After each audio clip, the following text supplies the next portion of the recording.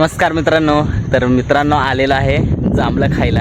ही जांभूळ बघा किती मोठी आहे आणि बाजले बघा किती. तिथे पण खूपच जांभळं बाजलेले आहेत. चला बघूयात.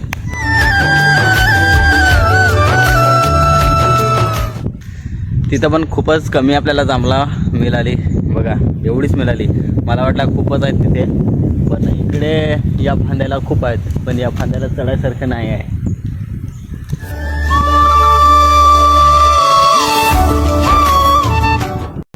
चला माझी शाला दाखवते तुम्हाला.